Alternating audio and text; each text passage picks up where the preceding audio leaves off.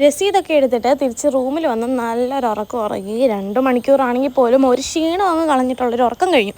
അങ്ങനെ എണീറ്റ് റെഡി ആയിട്ട് ഞങ്ങൾ ഇറങ്ങുകയാണ് ചോറ് കൊടുപ്പിന് പോകാൻ വേണ്ടിയിട്ട്. നമ്മളൊരു 8 മണിക്കാണ് നമ്മൾ ഉറക്കമൊക്കെ കഴിഞ്ഞിട്ട് എണീറ്റ് സെറ്റായി.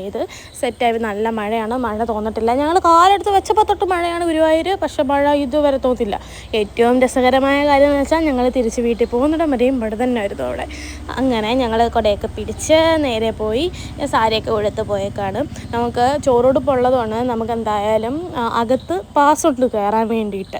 അതുകൊണ്ട് വലിയ ലാഗ് അടിക്കുന്നില്ല, അതുകൊണ്ട് നമുക്ക് ക്യൂ നിൽക്കേണ്ട കാര്യമില്ല. അങ്ങനെ ഡെലുവിനെ ഒരുക്കി കുടയും പിടിച്ച് ഞങ്ങൾ നേരെ അകത്തോട്ട് കയറുകയാണ്. ഒരു പേഴ്സ് എടുത്തിട്ട് ബാക്കി സാധനങ്ങളെല്ലാം ഞങ്ങൾ പാക്ക് ചെയ്ത് ക്ലോക്ക് റൂമിൽ കയറ്റി വെച്ചു. കാരണം അറിയാമല്ലോ, നമ്മുടെ ഗുരുവായൂർ നമുക്ക് ഫോണും കാര്യങ്ങളും ഒന്നും നമ്മുടെ കയ്യിൽ പാടില്ല. ഡെലുവിൻ്റെ ഡ്രസ്സൊക്കെ മാറ്റി നമ്മൾ കസവും മുണ്ടൊക്കെ ഉടുപ്പിച്ചിട്ട് നമുക്ക് വേണ്ട സാധനങ്ങൾ മാത്രം എടുത്തിട്ട് ബാക്കി എല്ലാം ഫോണും ബാഗും കാര്യങ്ങളെല്ലാം പോയിട്ട് ക്ലോക്ക് റൂമിൽ കൊണ്ട് ലോക്ക് ചെയ്തു. നേരെ അമ്പലത്തിനകത്തോട്ട് കയറാൻ വേണ്ടി പോയി. ഒരുപാട് കുഞ്ഞിക്കണ്ണന്മാരും രാധികമാരും ഒക്കെ ഉണ്ടായിരുന്നു ചോറുടുപ്പിന്. ഞാൻ ചോറ് കൊടുപ്പിനായിട്ട് ഗുരുവായൂർ വന്നത് ഒരു 10 വർഷം മുമ്പാണ്. എൻ്റെ ചേച്ചിയുടെ മോൻ നാരായണന് ചോറ് കൊടുക്കാൻ വേണ്ടിയിട്ടാണ് അങ്ങനെ വന്നത്. അല്ലാതെ നമ്മൾ തൊഴാനായിട്ട് വന്നിട്ടുണ്ട്. ചോറ് കൊടുപ്പിന് ലാസ്റ്റ് വന്നത് ഒരു 10 വർഷം മുമ്പ്.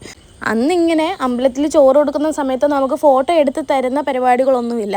എന്തായാലും ഇപ്പോൾ ഒരുപാട് മോഡിഫിക്കേഷൻ വന്നതുകൊണ്ട് നമുക്ക് ചോറ് കൊടുപ്പിന് ഒരു ടോക്കണോടെ എടുത്തു കഴിഞ്ഞാൽ എന്തായാലും ചോറ് കൊടുക്കുന്ന രസീത് എടുക്കുന്നതിൻ്റെ കൂട്ടത്തിൽ ഫോട്ടോയും കൂടെ വേണമെന്ന് പറഞ്ഞാൽ നമുക്ക് അതിനോടൊരു രസീത് എടുക്കാവുന്നതാണ്.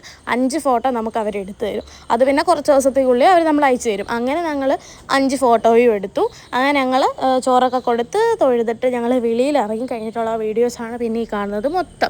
ഡെലുവിന് ചോറൊക്കെ കഴിച്ച് കഴിഞ്ഞ് കണ്ണനെയും കണ്ടു കഴിഞ്ഞ് ഡെലു നല്ലൊരു ഉറക്കക്ഷീണമായിപ്പോയി. കാരണം അതിരാവിലെ കുളിച്ച് സെറ്റായതല്ലേ.